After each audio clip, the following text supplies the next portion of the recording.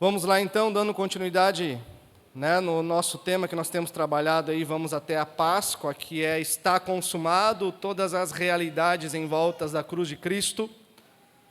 No primeiro domingo, nós já vimos sobre a mensagem da cruz, lembram?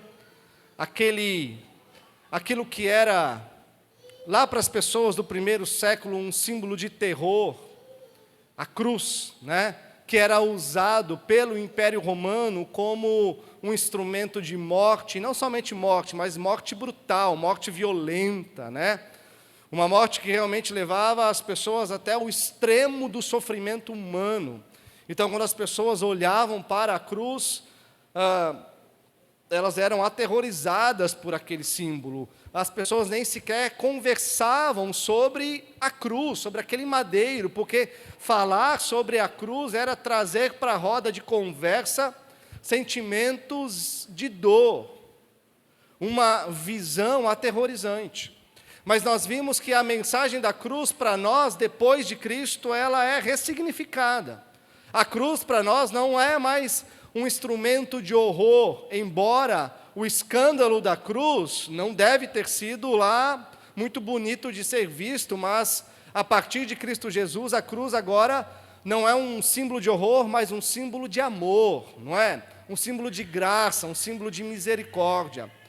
Depois nós vimos sobre a cruz nos tornando de inimigos de Deus para amigos de Deus, não é? Aquilo que Deus fez por nós através de Cristo Jesus, Ele se tornando pecado em nosso lugar, para morrer por nós, que antes éramos inimigos de Deus, e nos fazendo amigos de Deus, adotados através de Cristo Jesus, e nos tornando então filhos de Deus, amados por esse Deus. E hoje então, meus irmãos, nós vamos falar sobre o tema Mais que Vencedores. Mais que Vencedores. Um título meio óbvio, especialmente para o final do capítulo 8, aqui da carta de Paulo aos Romanos. E deixa eu te perguntar, você se considera um vencedor ou uma vencedora? Você se considera? Um vencedor, uma vencedora? Pastor, não sei, o Corinthians não está lá muito bem, É verdade. São Paulo, Santos, Só palmeirense e flamenguista que pode se alegrar, Então, ó a manifestação. Olha os espíritos contrários aqui no nosso meio. Mas pode chorar, Mas enfim, pastor, talvez da perspectiva do futebol, se eu não sou um palmeirense ou um flamenguista, acho que eu não estou lá muito feliz, Ou talvez, então, meus irmãos, vamos passar essa fase, Talvez você esteja olhando agora para a sua vida e percebendo a sua vida, olhando para a sua vida da perspectiva das suas realizações pessoais, ou das suas realizações profissionais, dos seus diplomas acadêmicos, daquilo que você conquistou, daquilo que você adquiriu, e por aí vai. E se essa é a sua referência do que é ser vitorioso ou vitoriosa, talvez você, em certas áreas da sua vida, você vai se considerar um vencedor ou uma vencedora. Mas em outros aspectos da sua vida, se a gente olhar por essa perspectiva, talvez você se considere um derrotado, uma derrotada. Porque, afinal de contas, é difícil a gente dar conta da vida, não é? Em algumas áreas, sim, a gente vai se considerar ali vitoriosos, conquistadores, Mas em outras áreas nós sabemos das nossas limitações, dificuldades, e nós vamos ver que em muitas áreas da nossa vida, sim, a gente encontra muitas derrotas. Mas eu quero ir em outro sentido hoje, irmãos, e vocês sabem a partir de qual sentido nós vamos. Olhar a partir da cruz de Cristo. A partir da cruz de Cristo, a partir daquilo que Cristo realizou na cruz, porque a partir da cruz de Cristo é onde nós olhamos de uma perspectiva correta, e ali sim nós podemos, obrigado meu irmão, nós podemos avaliar de fato se nós somos vencedores ou se nós somos derrotados. A partir da cruz de Cristo nós colocamos o óculos existencial né, para a nossa vida, para lermos a nossa realidade da maneira que ela deve ser lida para a gente, porque ali na cruz de Cristo, toda a nossa existência, toda a nossa realidade, ela é alterada. Em Cristo nós somos transformados, em Cristo nós somos libertados. Libertados do quê? Libertados do pecado, libertados da escravidão que um dia o pecado impôs sobre nós, embora a gente ainda percebendo claramente os efeitos do pecado na nossa existência, mas em Cristo Jesus nós podemos ter a certeza de que, como Paulo diz lá em Romanos capítulo 6, ou aqui, né, em Romanos capítulo 6, o poder do pecado, ele é destituído sobre, ou daqueles que estão em Cristo Jesus. Porque o poder da morte e do pecado foram derrotados a partir de Cristo Jesus. Então, em Cristo Jesus, meus irmãos, nós lemos a nossa realidade da perspectiva correta. Em Cristo Jesus, a gente pode dizer, nós somos mais que vencedores. Em Cristo Jesus, para aqueles que estão em Cristo Jesus, não existe derrota, o que existe é vitória. Vamos ler o texto? Romanos 8, 31.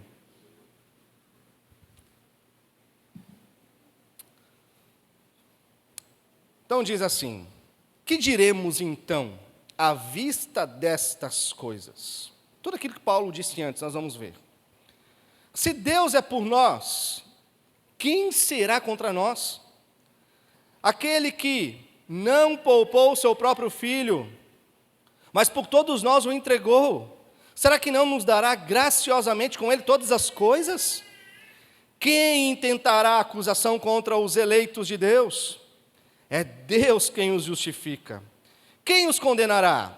É Cristo Jesus quem morreu, ou melhor, quem ressuscitou, o qual está à direita de Deus e também intercede por nós. Quem nos separará do amor de Cristo? Será a tribulação, ou a angústia, ou a perseguição, ou a fome, ou a nudez, ou o perigo, ou a espada? Como está escrito: por amor de ti somos entregues à morte continuamente.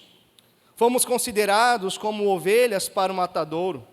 Em todas estas coisas, porém, somos mais que vencedores, por meio daquele que nos amou.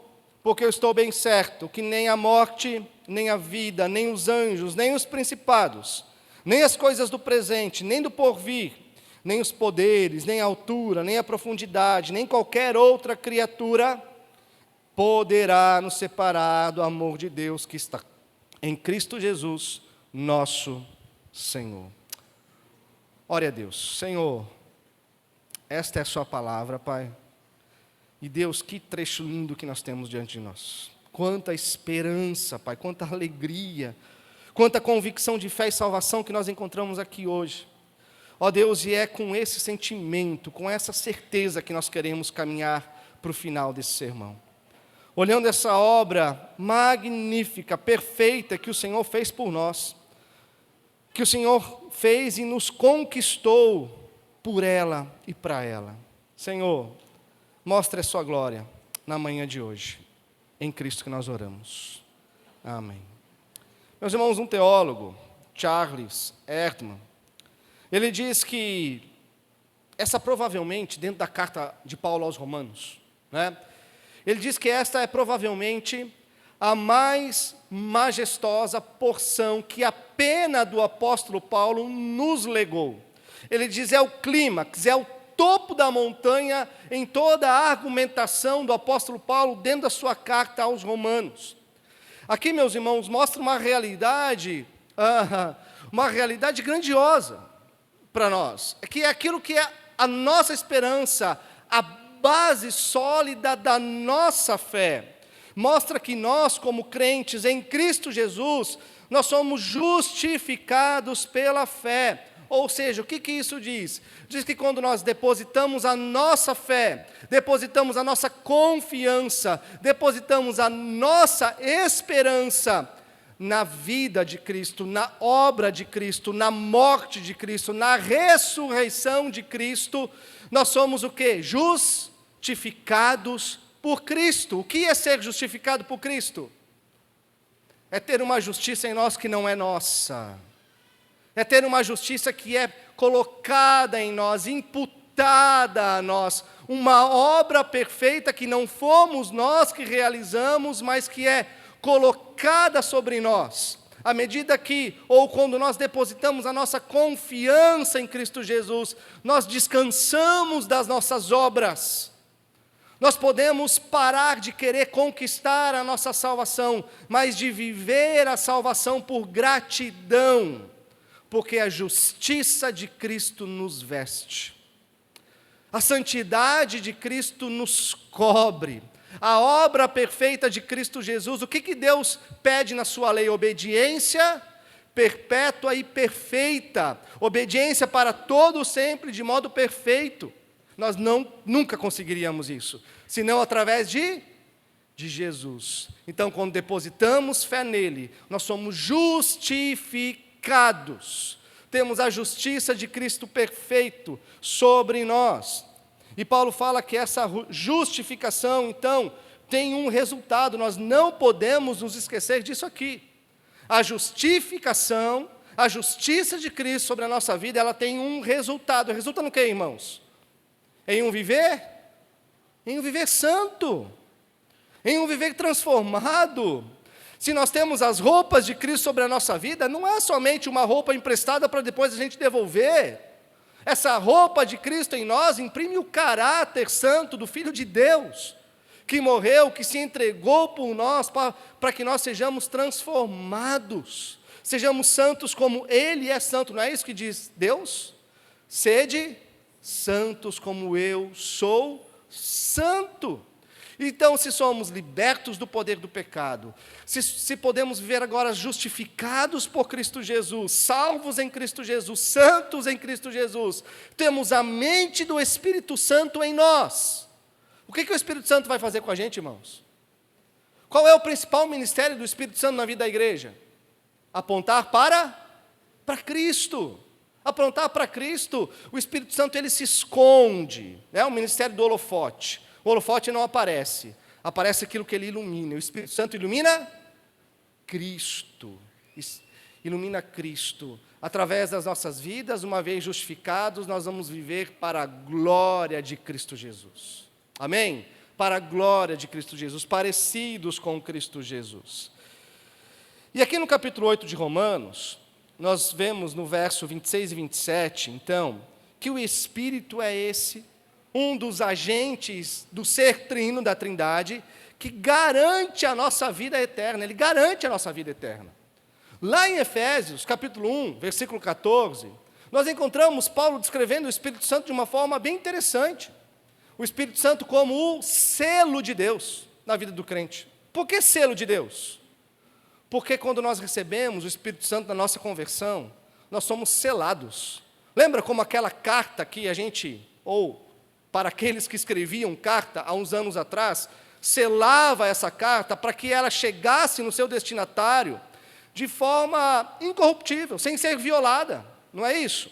Então o Espírito Santo em nós é o selo de Deus, ele nos sela com o Espírito Santo, garantindo que nós chegaremos ao nosso destino final sem sermos violados. Ainda ele diz que o Espírito Santo é como um pagamento adiantado da parte de Deus, de que, sabe aquele cheque sem fundo que você assinava, né? Garantindo que aquele cheque iria ser preenchido para que você pagasse a conta, é isso. Então o Espírito Santo é esse pagamento adiantado também da nossa salvação, da vida eterna. Nos versos 33 e 34, aqui de Romanos 8, Paulo diz então que não só o Espírito Santo, mas que Deus Pai nos garante a vida eterna. Como? Diz que Ele nos elegeu antes da fundação do mundo, Ele nos chama em Cristo Jesus, Ele nos justifica em Cristo Jesus, mas não só isso. Olha a visão interessante que Paulo tem daqueles que já estão em Cristo Jesus. Nós não estamos glorificados agora, certo? Ou tem alguém aqui que está glorificado e não mostrou para a gente? Nós não estamos glorificados, mas se somos justificados em Cristo, a visão de Deus para com a gente é como se nós já estivéssemos glorificados. E nos versos 35 a 39, Paulo diz que o Filho nos garante a vida eterna, porque se nós estamos em Cristo Jesus, nós temos todos os benefícios da parte de Deus em Cristo Jesus também para nós. Então, meus irmãos, mesmo diante das tempestades da vida, nós temos a garantia da vida eterna. E aí Paulo, como ele sempre vem fazendo em toda a sua carta aos Romanos, ele faz perguntas e responde, faz perguntas e responde. E é desse jeito que Paulo vai terminar o capítulo 8, com algumas perguntas retóricas.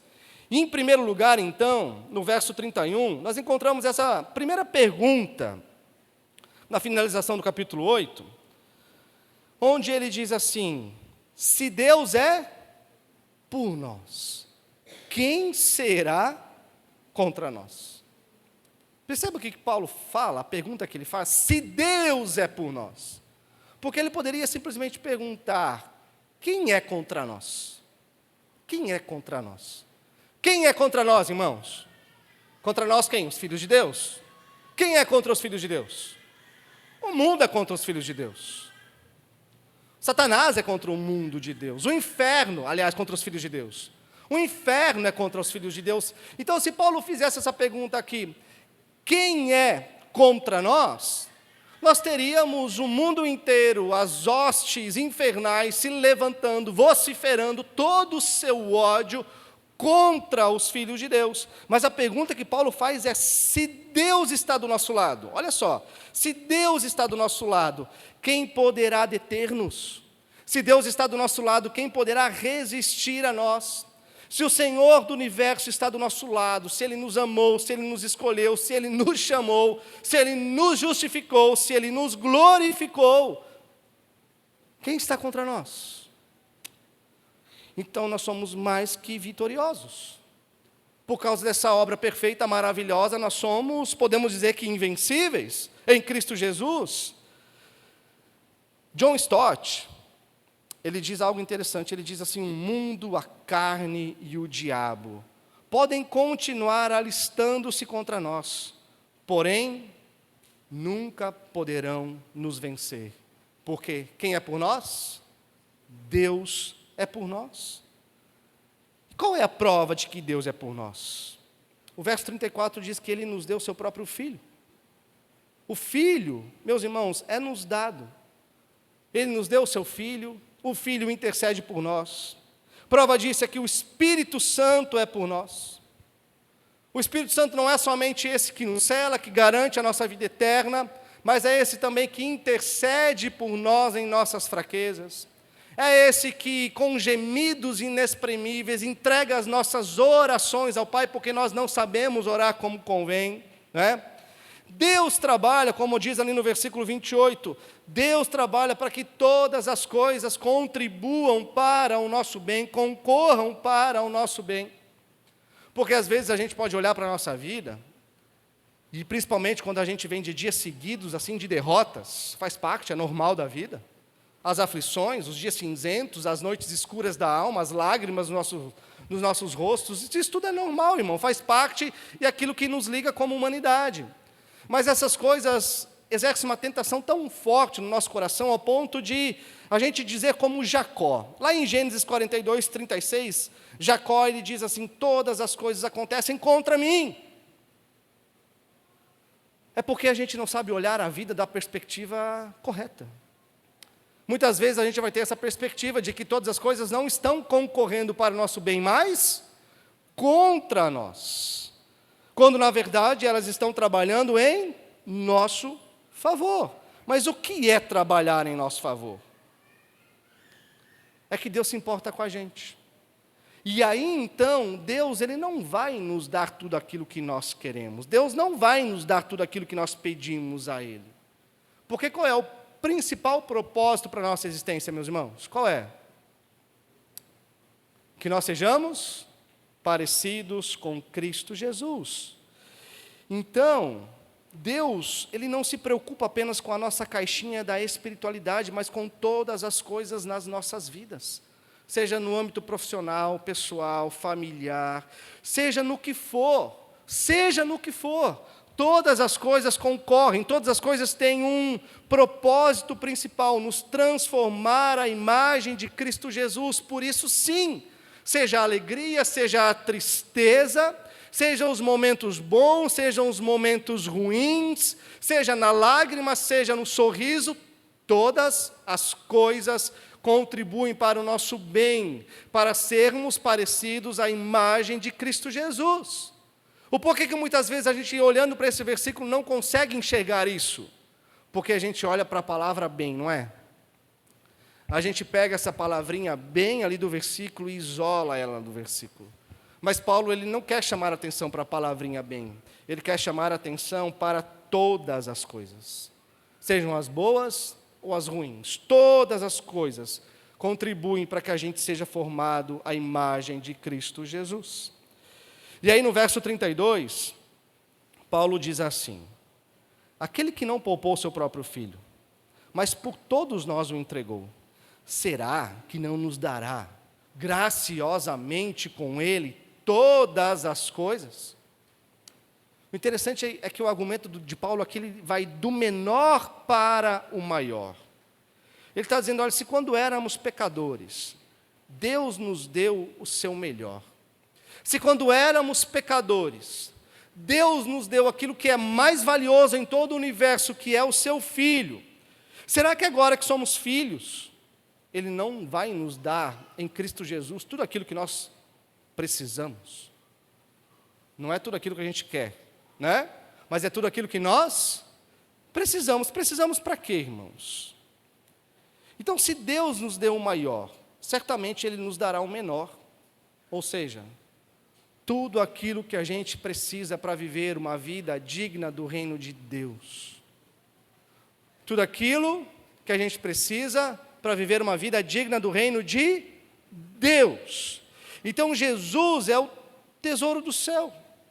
Não há nada comparado no universo todo que tenha o valor tão expressivo quanto o valor que Ele tem, o valor eterno, o valor infinito.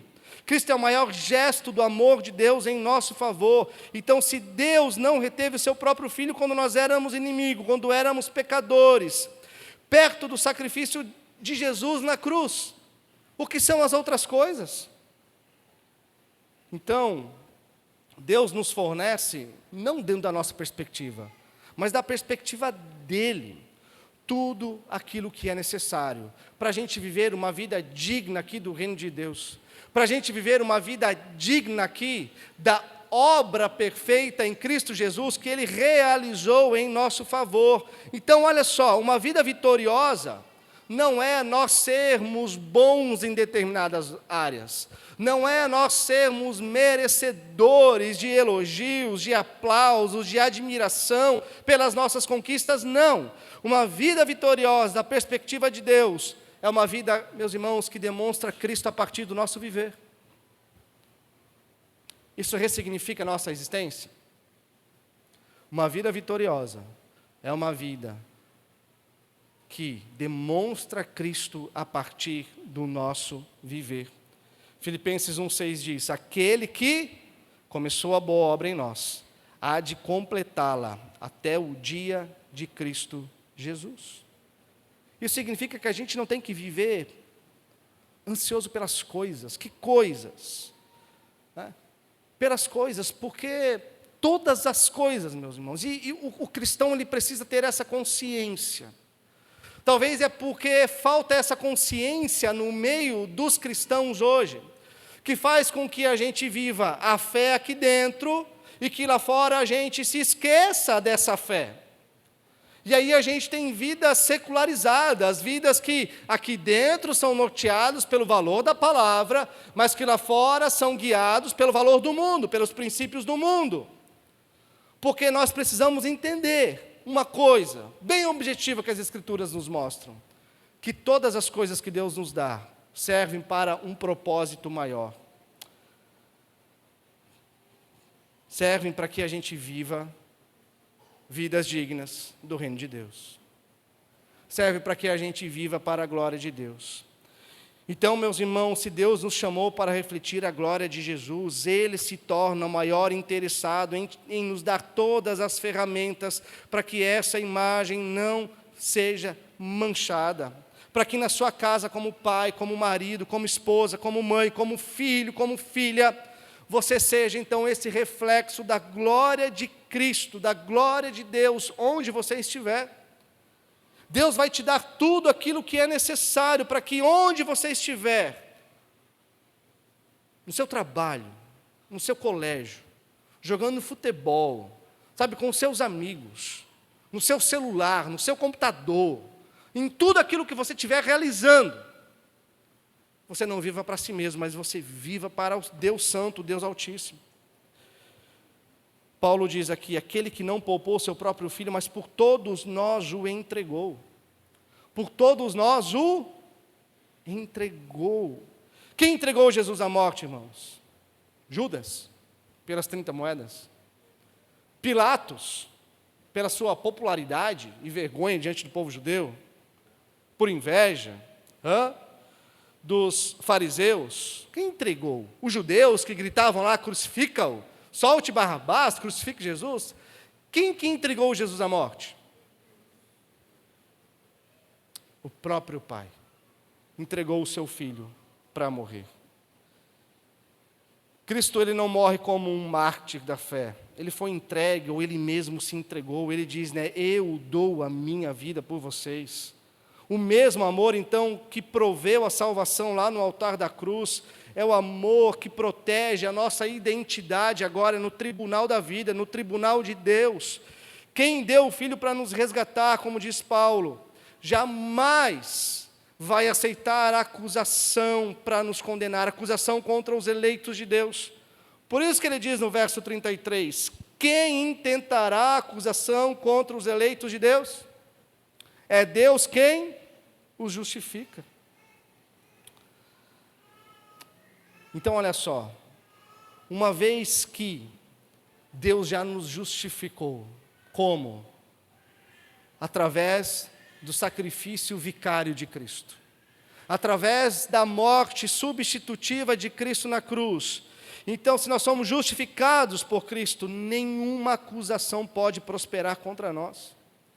Nós estamos quites com relação à justiça de Deus. Nós estamos quites com relação à lei de Deus. Então, para aqueles que estão em Cristo Jesus, não existe base para que alguma cobrança seja feita contra nós no tribunal de Deus. Percebem? A ideia aqui, meus irmãos, é exatamente essa.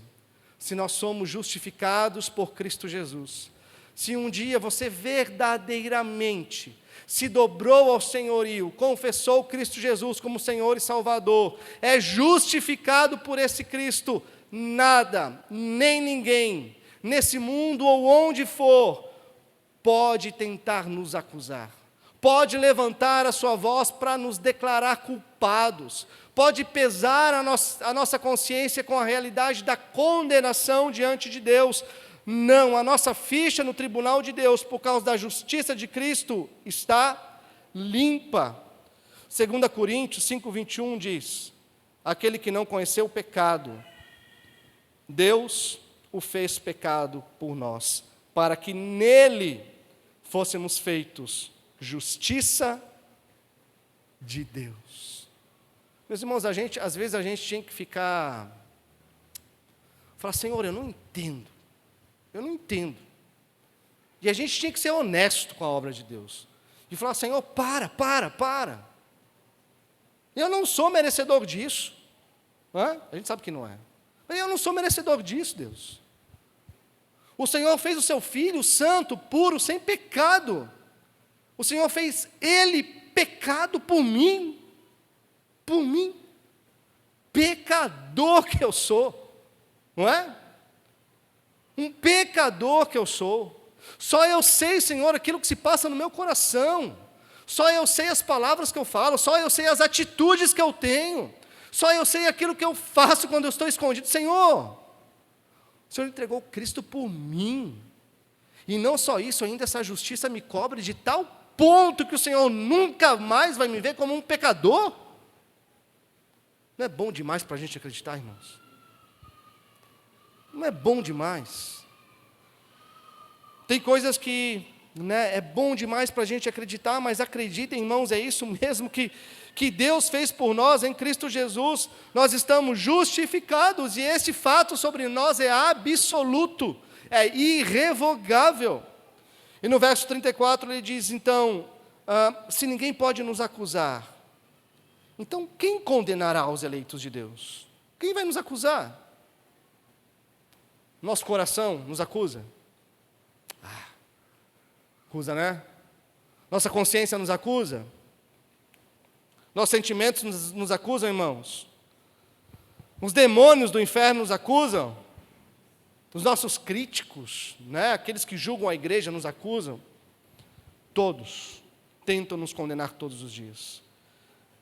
Mas segundo Paulo, a obra de Deus através de Cristo Jesus em nós, toda essa acusação, ela não tem efeito nenhum, não tem eficácia nenhuma, porque através de Cristo Jesus, toda acusação contra os eleitos de Deus, ela é inválida. E isso por 4 razões. Primeiro, por que essa acusação contra os eleitos de Deus é inválida? No verso 34 ele vai dizer, foi Cristo quem morreu por nós. Ou seja, a morte vicária, a morte substitutiva, Cristo morreu por nós. Cristo morreu em nosso lugar, em nosso favor. O castigo era para quem, irmãos? Para nós.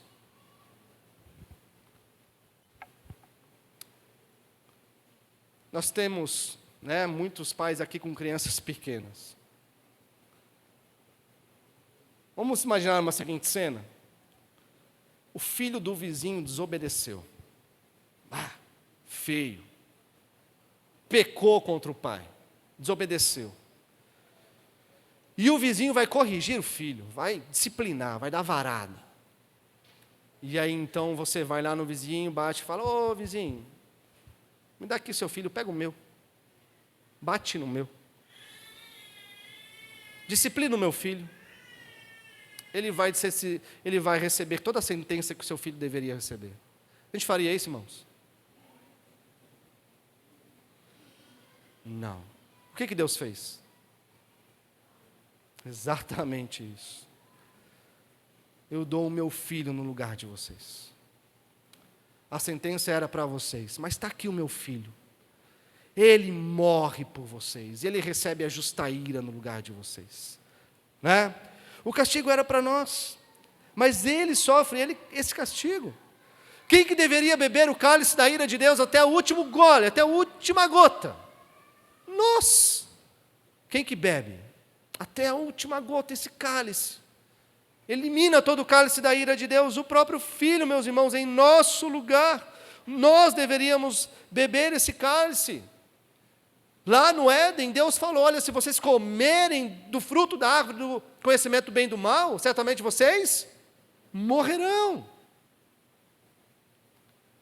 Mas eis que Ele envia o Filho para morrer em nosso lugar, para sofrer o peso do inferno nas suas costas, para sofrer o peso da ira em nosso lugar, para ser destituído da presença do Pai naquele momento na cruz, para que nós pudéssemos nos adentrar no Santo dos Santos, na presença do Pai, agora eternamente. O Filho de Deus, totalmente santo, é dado em nosso lugar.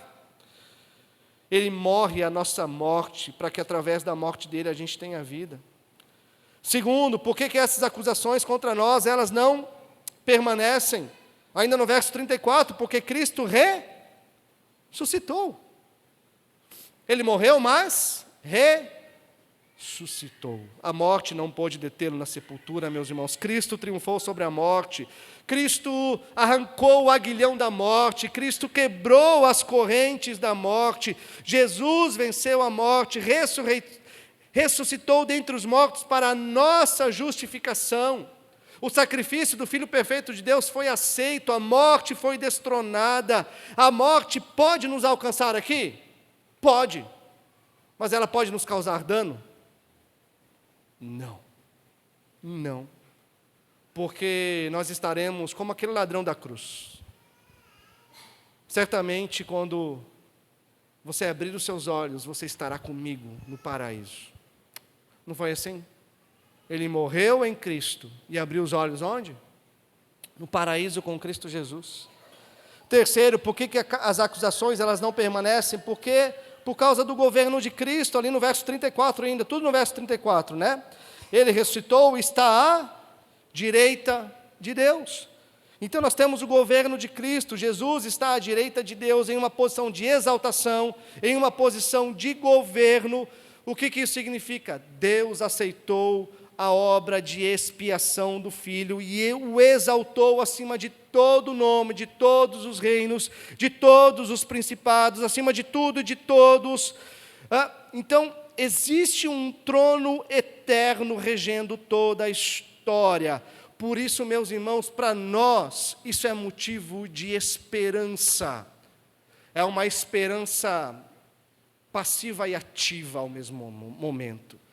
Porque nós não podemos fazer nada para conquistar, é uma esperança que já nos conquistou para ela, e por causa dessa esperança nós vivemos aqui, com a nossa existência ressignificada, não vivendo mais para a nossa glória, mas para a glória de Deus Pai e do Filho. Então, porque Cristo reina, Cristo está sentado à direita de Deus, Cristo tendo todo o poder, a gente olha para a história hoje, a gente vê, meu Deus, é muita guerra, é muito sofrimento. Irmãos, a gente estava comentando lá em casa, claro que por causa das mídias sociais, isso assim, coloca a coisa num nível maior, né? Mas quantas notícias de crianças sendo mortas pelos próprios pais? Vocês já viram isso? Quantas notícias de pais sendo mortos pelos próprios filhos? A gente olha para a história, a nação se levantando contra a nação, é muito sofrimento, é muita dor. Se imagine no trono de Deus, olhando para a terra e percebendo tudo isso que está acontecendo. A nossa reação aqui é falar, Senhor, dá um basta, porque a coisa está terrível, e está mesmo. Só que a nossa percepção não pode ser alterada pela realidade que a gente vê, mas pela realidade que a gente sabe através das Escrituras. Tudo está um caos? Tá. Tudo caminha para um caos final? Não. Tudo caminha para uma harmonia final, para uma paz final. Cristo vai voltar, mas vai dar um basta em tudo isso, meus irmãos. Então, se Ele está no governo, essa é a nossa maior esperança, que um dia Ele vai voltar, e todos reconhecerão que Cristo é o Senhor para a glória de Deus Pai. Isso quer dizer que todos vão ser salvos quando Cristo voltar? Não, mas até mesmo salvos e condenados a olhar para a volta de Cristo, vão dobrar os seus joelhos e reconhecer que Jesus Cristo é Senhor. Terceiro, a intercessão de Cristo tem absoluta eficácia. No verso 34 ainda, diz que Ele é o nosso intercessor, Ele intercede por nós. Ele nos representa diante do trono de Deus de tal maneira que nós não precisamos representar a nós mesmos. A gente peca, né? Peca. A gente pede perdão. A gente tem que fazer isso. A gente tem que se arrepender de verdade e pedir perdão. Mas qual é a nossa garantia de que Deus Pai aceita o nosso pedido de perdão e nosso arrependimento? Qual é a garantia, irmãos? Cristo, o Deus homem, está à direita de Deus, cumprindo o nosso papel, ou o papel para nós de sumo sacerdote, de intercessor, do fiel advogado. Por isso que Cristo nos representando diante do Pai, nós temos os nossos pedidos de perdão aceitos pelo Pai. E quinto, Paulo então diz dos versos 35 a 39, quem nos separará do amor de Deus? E é curioso que Paulo continua respondendo as suas perguntas com outras perguntas. Ele fala, será tribulação? Será angústia? Será perseguição? Será fome, nudez, perigo ou a espada? Ou seja, Paulo está dizendo, olha, não existe um problema, não existe uma situação, não existe uma adversidade acontecendo, não existe um ser humano, não existe um ser sequer angelical que pode nos separar do amor de Deus que está em Cristo Jesus. E ele vai dizer, muito pelo contrário, em todas essas coisas, nós não somos derrotados. Em todas essas coisas nós somos mais que vencedores, por meio daquele que nos amou. E aí Paulo chega então ao ponto central da sua argumentação. Ele diz, porque eu estou bem certo que nem a morte, nem a vida, nem os anjos, nem os principados, nem as coisas do presente, nem do porvir, nem os poderes, nem a altura, nem a profundidade, nem qualquer outra criatura poderá nos separar do amor de Deus que está em Cristo Jesus, nosso Senhor. Amém, irmãos? Posso ouvir um aleluia? Nessas horas a gente tem que ficar um pouco pentecostal, porque as verdades que nós temos diante de nós aqui são gigantescas, de uma profundidade de valor eterno.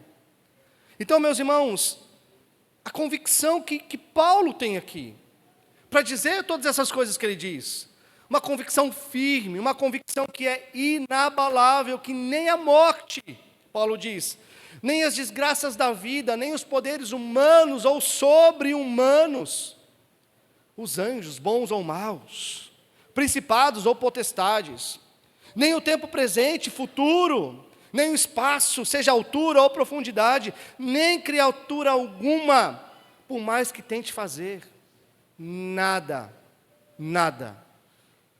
pode nos desligar das mãos de Cristo Jesus. Nada, absolutamente nada pode nos separar do amor de Deus que está em Cristo Jesus. Então, olha só, eu comecei perguntando para você se considera um vencedor? Você se considera uma vencedora? E olhando para esse texto, o que a gente percebe? Que vitória não tem a ver com aquilo que nós conquistamos aqui. Vitória não tem a ver com as medalhas, com os troféus, com diplomas acadêmicos.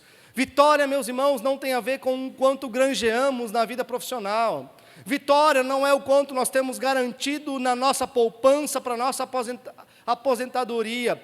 Vitória, meus irmãos, não está relacionado com o nosso curso aqui na carreira humana. Olhando para esse texto, meus irmãos, o capítulo 8 de Romanos, nós somos vencedores não por aquilo que conquistamos, mas por uma herança que herdamos.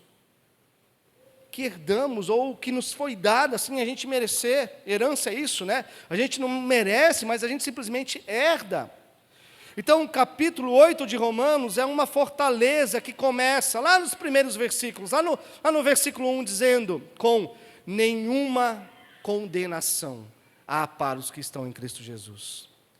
E termina Paulo no capítulo 8 falando, nenhuma separação. Nada poderá nos separar do amor de Deus que está em Cristo Jesus. E o que sustenta, meus irmãos, essas duas colunas? O que impede que essas duas colunas do amor de Deus, que nenhuma acusação, nenhuma condenação e que nada pode nos separar de Deus, o que sustenta que essas duas colunas não desabem sobre a nossa cabeça? A cruz de Cristo. A cruz de Cristo, a obra perfeita de Cristo Jesus. Então a cruz, meus irmãos, não é apenas um evento histórico. A cruz de Cristo é o maior sim de Deus para mim e para você. Lá no Calvário, o Pai não poupou o seu Filho para não ter que poupar o seu amor por nós. Então considere isso, quando você se sentir insuficiente, olhe para a cruz. Ali está a prova de que Deus já te deu o melhor que Ele tinha para te dar. Todo o restante que Ele te der é detalhe, é bônus, para que você viva a vida digna do reino de Deus. Quando a culpa sussurrar no seu ouvido, olhe para a cruz. O sangue de Cristo vertido naquela cruz silenciou o tribunal contra você, o juiz mesmo é quem está te justificando. Quando a solidão ou a dor tentarem te convencer que você foi abandonado, olhe para a cruz. O Cristo que morreu, ressuscitou, nesse exato momento, intercede por você junto ao trono de Deus. E esse fio que te liga a Deus através de Cristo, ninguém pode desatar. A nossa vitória, meus irmãos, não é a ausência de lutas. Paulo fala da fome, da nudez, da espada. A nossa vitória, meus irmãos, é que mesmo às vezes andando em meio ao fogo, ainda nós vamos ter o bom perfume de Cristo Jesus aonde nós estivermos. Somos mais que vencedores, porque a nossa vitória não depende da nossa força para segurar a mão de Deus. Nós somos mais que vencedores, porque é a mão de Deus que nos segura. E nada, absolutamente nada neste universo ou fora dele, tem o poder de cortar esse fio escarlate, esse fio de sangue que nos liga ao coração do Pai. A obra que começou lá no Calvário, lá naquela cruz do Calvário, essa obra completa, meus irmãos, de Cristo, ela vai se completar em nós até o dia da sua volta. Então, não pense que você é um sobrevivente das circunstâncias. Sabe quando alguém te pergunta, e aí, como é que você está? Às vezes a gente diz, estou sobrevivendo. Não pense que você é um sobrevivente da vida, das circunstâncias, não. Em Cristo Jesus você é um escolhido. Em Cristo Jesus você é um amado. Em Cristo Jesus você é um justificado. Em Cristo Jesus você é já um glorificado. Você tem a vida eterna, então você não está apenas sobrevivendo. Em Cristo a sua vitória não é uma possibilidade, em Cristo ela é um fato consumado. Então, meus irmãos, para terminar, que todos os dias o seu travesseiro, a sua paz, seja o fato consumado na cruz. Que Deus, meus irmãos, seja sempre, através da nossa existência, louvado e glorificado, porque é uma grande salvação, não é? É uma grande salvação. É uma majestosa salvação. Meus irmãos, agora eu pergunto para você, você é um vencedor? Você é uma vencedora? Por quê? Porque nós estamos em Cristo Jesus, e nada em Cristo Jesus pode nos separar do amor de Deus. Amém? Você pode